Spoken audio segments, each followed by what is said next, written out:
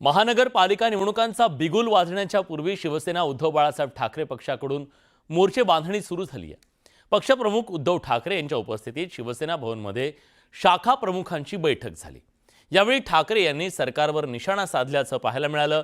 शिवसेनेनं जे काम करून दाखवलं ते आजच्या सत्ताधारी पक्षानं घालवून दाखवल्याची टीका ठाकरेंनी केली।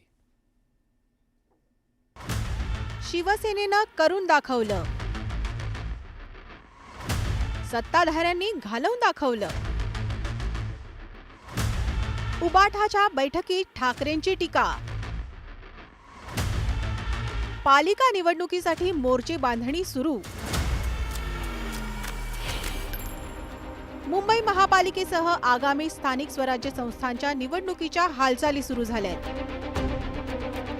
राज्य सरकारने प्रभाग रचनेचे आदेश जारी केल्यानंतर सगळेच राजकीय पक्ष तयारीला लागले आहेत। राजकीय अस्तित्वाची लढाई असलेल्या शिवसेना ठाकरे गटानंही कंबर कसली आहे। पक्षप्रमुख उद्धव ठाकरे यांनी मुंबई महापालिका निवडणुकीसाठी शिवसेना भवनात शाखा प्रमुखांची बैठक घेतली।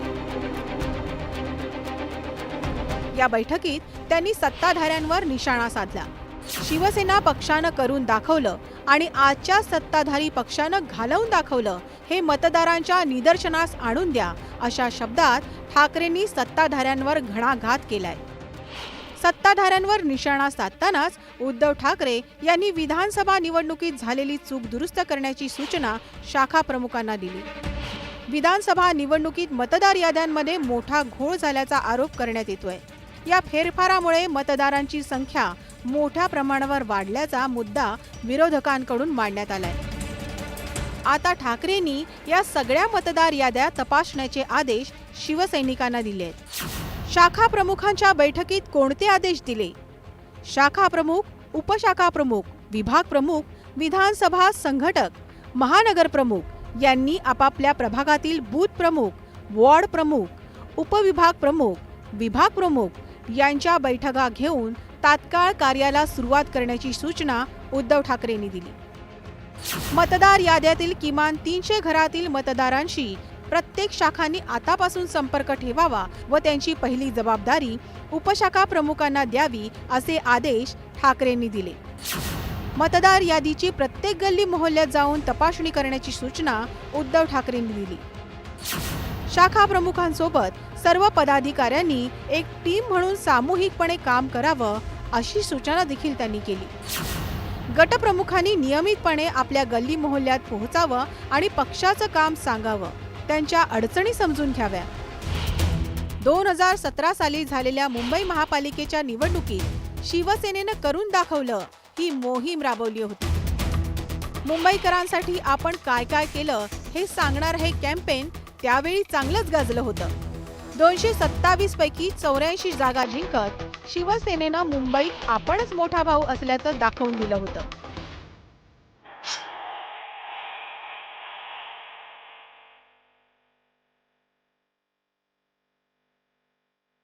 पण आता परिस्थिती बदलली आहे।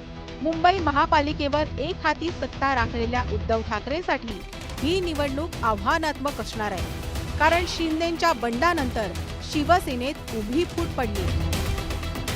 शिवसेनेत एकनाथ शिंदे यांनी बंड केल्यानंतर अनेक नेत्यांनी उद्धव ठाकरे यांना जय महाराष्ट्र केला। मात्र स्थानिक पातळीवरील बहुतांशी शाखा प्रमुख हे ठाकरेंसोबतच राहिले।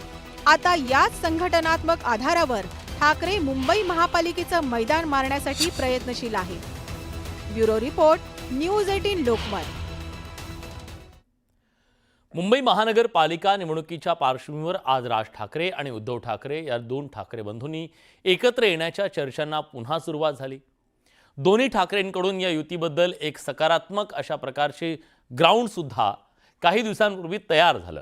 पण सुरुवातीला अगदी सुसाट सुरू असलेली युतीची चर्चा आता बरीच मंदावली। कारण काय?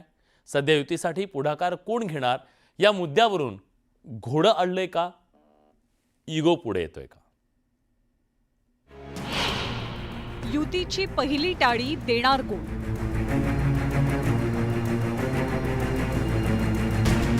महाराष्ट्राच्या हिताच्या दृष्टीने दोघांनी एकत्र कसं यावं, मला वाटतं हा प्रस्ताव राजसाहेबांनी दिला तर महाराष्ट्राच्या हिताच्या दृष्टीने योग्य ठरेल असं मला वाटतं.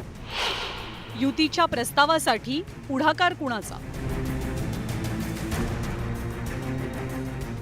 समोर 2025 आमच्याकडनं प्रस्ताव यांना प्रश्नच उद्भवत नाही. त्यांनी प्रस्ताव द्यावा, त्याच्यावर योग्य तो निर्णय राष्ट्रात घेतील. उबाठा आणि मनसे नेत्यांचं एकमेकांकडे बोट.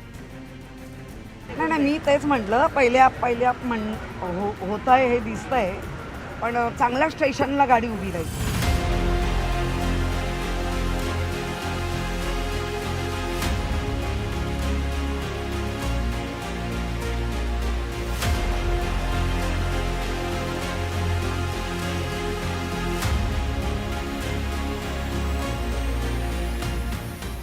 उद्धव ठाकरेंची शिवसेना आणि राज ठाकरेंच्या मनसेतील संभाव्य युतीच्या चर्चा राजकीय वर्तुळात जोर धरतात.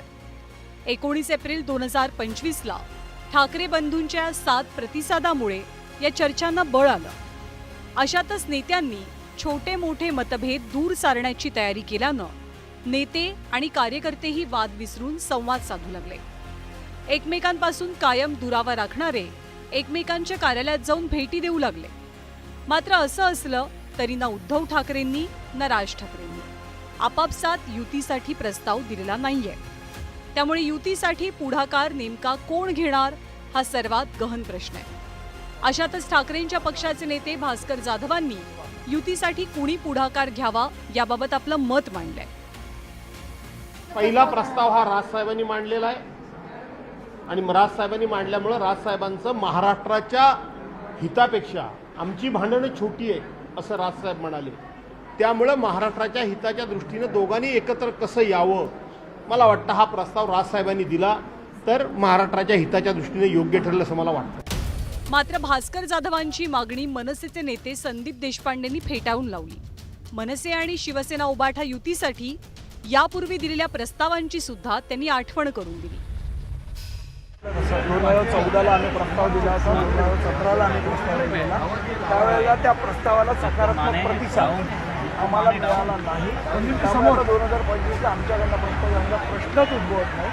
त्यांनी प्रस्ताव द्यावा, त्याच्यावर योग्य तो निर्णय राष्ट्रात घेतील. दोनही पक्षाचे नेते युतीच्या प्रस्तावासाठी एकमेकांकडे बोट दाखवत असतानाच ठाकरेंच्या पक्षाच्या नेत्या किशोरी पेडणेकरांनी महत्त्वाचं विधान केलं. तर युतीसाठी सकारात्मक असल्याची भूमिका खासदार संजय राऊतांनी सुद्धा मांडली. नाही मी तेच म्हटलं पहिल्या होत आहे हे दिसतंय, पण चांगल्या स्टेशनला गाडी उभी राहील.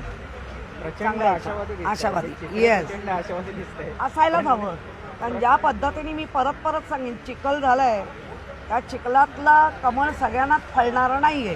आशावादी आहात का? मी शेवटपर्यंत मराठी माणसाचं एकत्रीकरण यासाठी मी शेवटपर्यंत आम्ही सगळे आशावादी आहोत. शेवटच्या मिनिटापर्यंत आम्ही या भूमिकेत राहू की Mumbai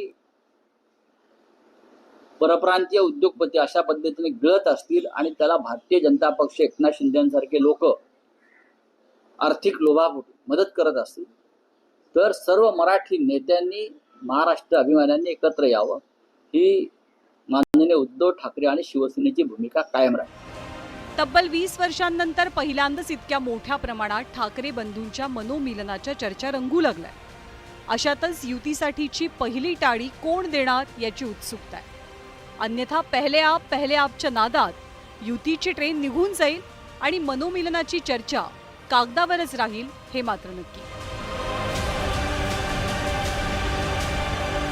bureau report, news 18 Lokmat.